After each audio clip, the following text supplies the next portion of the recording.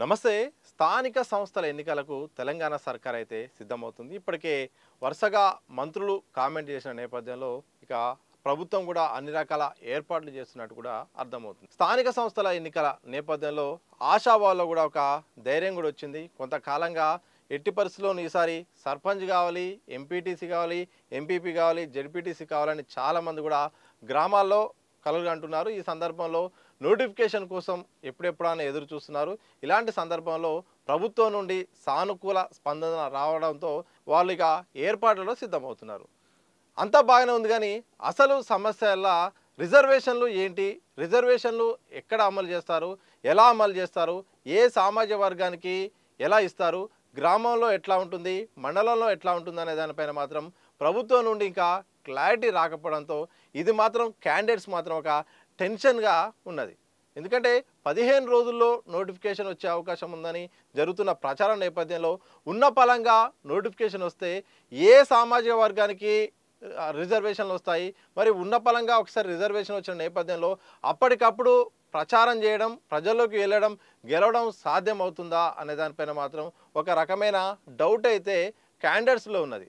ప్రభుత్వము తొందరగా దీనిపై ఒక క్లారిటీ ఇస్తే బాగుంటుంది, లేకపోతే మాత్రం ఇక ఇబ్బంది అయ్యే అవకాశం ఉంటుందన్నట్టు కూడా చాలామంది ఆశావాహులు అయితే మాత్రం నిరాశ నిస్పృహల్లో ఉన్నారు. ఒక రకమైన ఆందోళన కూడా ఉన్నారు. మరోవైపు ప్రభుత్వం పరంగా చూస్తే మాత్రం ఈసారి అయితే రిజర్వేషన్లను అమలు చేస్తాం, 42% సంబంధించిన కామారెడ్డి డిక్లరేషన్లో భాగంగా కులగణన చేయడము, సమగ్ర కుటుంబ సర్వే చేయడము, ఇప్పుడు ఆ అంశం కూడా కోర్టు పరిధిలో ఉంది. దాంతోపాటు అసెంబ్లీలో తీర్మానం చేసిన రిజర్వేషన్ల అంశం కూడా రాష్ట్రపతి చేతిలో కూడా ఉంది. దానిపై ఇంకా క్లారిటీ రాలేదు.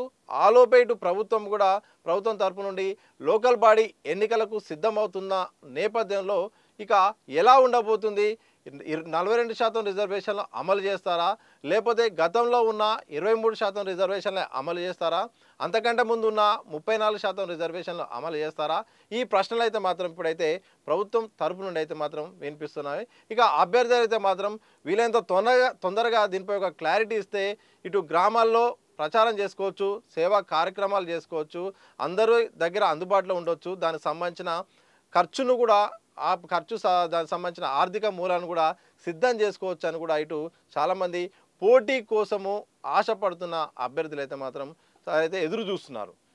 ఒకవైపు సర్పంచ్ ఎన్నికలు చాలా కీలకం గ్రామ స్థాయిలో. ఇక అధికార పార్టీ ఏది ఉన్నా కానీ సర్పంచ్ ఎన్నికలు అనేది ఆ పార్టీకి అనుకూలంగా ఉంటాయి. గతంలో బీఆర్ఎస్కైనా అంతకుముందు కాంగ్రెస్కైనా కానీ ఆ రిజల్ట్స్ కూడా అనుకూలంగా ఉంటాయి.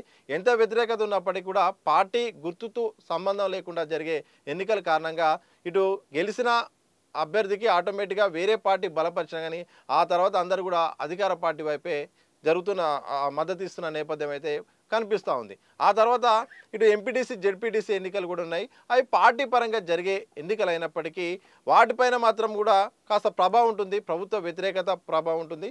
కానీ అధికార పార్టీకే స్థానిక సంస్థల్లో కానీ ఉప ఎన్నికల్లో కానీ ఎక్కువగా అవకాశం ఉన్న నేపథ్యం అయితే మాత్రం గత పరిణామాలు కనుక చూస్తే మాత్రం రాజకీయ చరిత్రను బట్టి చూస్తే మాత్రం అర్థమవుతుంది. దీంతో ఇక ఎలాగైనా అధికార పార్టీ నుండి పోటీ చేయాలి, టికెట్లు పొందాలి, తద్వారా ఎమ్మెల్యే గారి ఆశీస్సులు పొందాలి, ఎంపీ గారి ఆశీస్సులు పొందాలి, వాళ్ళ ద్వారా వాళ్ళని ప్రసన్నం చేసుకొని టికెట్ కూడా పొంది సర్పంచ్గా, ఎంపీటీసీగా, జెడ్పీటీసీగా నిలవాలని కూడా చాలామంది అభ్యర్థులు అయితే మాత్రం కొండంత ఆశలు పెట్టుకున్నారు.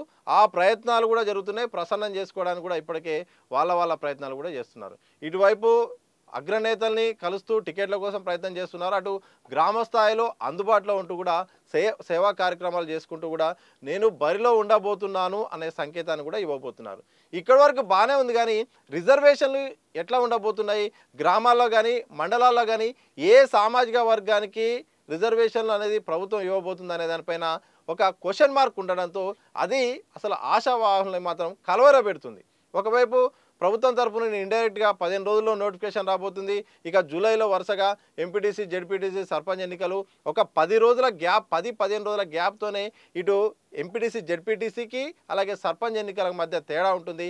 వరుసగా ఎన్నికలు జరగబోతున్నాయన్న ప్రచారం నేపథ్యంలో ఆశావాహులు మాత్రం ఒక రకమైన ఆందోళన అయితే ఉన్నారు. మరి ప్రభుత్వం దీనికి ఏం క్లారిటీ ఇస్తుందో తెలియాల్సిన అవసరం ఉంది. మరోవైపు బీఆర్ఎస్ అధికారంలో ఉన్నప్పుడు అప్పుడు అంతకుముందు 34% బీసీలకు రిజర్వేషన్లు ఇస్తే దాన్ని 23% తగ్గించి 2018లో చట్ట సవరణ చేసింది పంచాయతీరాజ్ చట్ట సవరణ. ఆ తర్వాత 2019లో ఎన్నికలోకి వెళ్ళింది.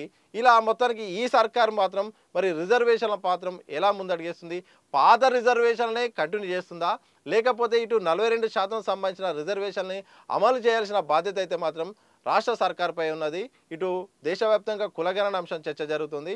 ఇటు ఎట్టి పరిస్థితుల్లోనూ మేము పార్టీ పరంగానో ప్రభుత్వ పరంగానో ఏదో రకంగా రిజర్వేషన్లు అయితే ఇస్తామని జరుగుతున్న నేపథ్యంలో ఇక ఎట్లా అకామిడేట్ చేస్తుందో అనే ఒక చర్చ జరుగుతుంటే ఇటు పోటీ కోసము ఎదురు చూస్తున్న చాలామంది కూడా దీనిపై ఏదో ఒక క్లారిటీ వస్తే మా పని మేము చేసుకోవచ్చు, తద్వారా మేము గెలవచ్చు అనే ఆశపడి మాత్రం చాలామంది మాత్రం ఆశావాళ్ళు అయితే ఉన్నారు. చూడాలి మరి దీనికి ప్రభుత్వం ఏం క్లారిటీ ఇస్తుందో తెలియాల్సింది. ఏదేమైనప్పటికీ ఇక లోకల్ బాడీ ఎన్నికలు ఇక జరగబోతున్నాయి. తద్వారా జూన్ నుండి ఆగస్టు వరకు వరుసగా ఎన్నికల సీజన్ అయితే ఉండబోతుందన్న ప్రచారం జరుగుతున్న నేపథ్యంలో ఆశావాళ్ళు ఇప్పటికే ఇక ఆర్థిక మూలాలను సిద్ధం చేసుకుంటున్నారు. గ్రామాల్లోకి వెళ్ళే ప్రయత్నం చేస్తున్నారు. సేవా కార్యక్రమాలు కూడా చేసే ప్రయత్నం చేస్తున్నారు. ప్రజల్లో ఒక రకంగా కనిపించేలాగా మాత్రం వాళ్ళ రకంగా హావభావాలు ఉండే రకంగా మాత్రం వాళ్ళ ప్రయత్నాలు చేస్తున్నారు. వాళ్ళకున్న సమస్యల్లా ముందు రిజర్వేషన్ మాకు వస్తుందా లేదని ఒక సమస్య ఉంది. ఆ రిజర్వేషన్లపై ఒక క్లారిటీ వస్తే మేము ఇంకా యాక్టివిటీస్ పెంచుకోవచ్చు, లేకపోతే రిజర్వేషన్ రాని ఎడల సైలెంట్ అయిపోయే అవకాశం ఉందని ఆశావాళ్ళు ఎదురు చూస్తున్నారు. తక్కువ సమయం కావడం వల్ల ఇటు అధికార పార్టీకి అనుకూలంగా ఉండొచ్చు, మరి ప్రతిపక్ష పార్టీలకు మాత్రం కాస్త ఇబ్బంది అయ్యే అవకాశం ఉన్న నేపథ్యం ఉంటుంది. ఎందుకంటే అధికార పార్టీకి అన్ని రకాల అవకాశాలు ఉంటాయి, అన్ని రకాల వ్యూహాల అవకాశం ఉంటాయి, అన్ని రకాల పరిస్థితులు అనుకూలంగా ఉంటాయి. కానీ ప్రతిపక్ష పార్టీలైన బీజేపీ బీఆర్ఎస్ మాత్రం కాస్త ఇబ్బందికరమైన పరిస్థితి ఉంటుంది. ఈ నేపథ్యంలో ఇక అందరూ కూడా అన్ని పార్టీల చూపు కూడా ఒకటే చూపు, రిజర్వేషన్ల తీరు ఎలా ఉంటుంది, మా గ్రామంలో ఏ కులానికి రిజర్వేషన్ వస్తుంది, మా మండలంలో ఏ కులానికి ప్రాతినిధ్యం వహించే అవకాశం వస్తుంది అనే దానిపైన మాత్రం తీవ్ర ఉత్కంఠలో మాత్రం సర్పంచ్ ఎన్నికల్లో కానీ అలాగే ఎంపీటీసీ జెడ్పీటీసీ ఎన్నికల్లో పోటీ చేయడానికి సిద్ధంగా ఉన్న ఆశావాళ్ళ మాత్రం ఒక రకమైన టెన్షన్ వాతావరణం నెలకొంది. మరి తెలంగాణ సర్కార్ దానిపైన ఎలాంటి క్లారిటీ ఇస్తుందో లేదో మాత్రం మరికొద్ది రోజుల్లో తెలిసే అవకాశం ఉంది.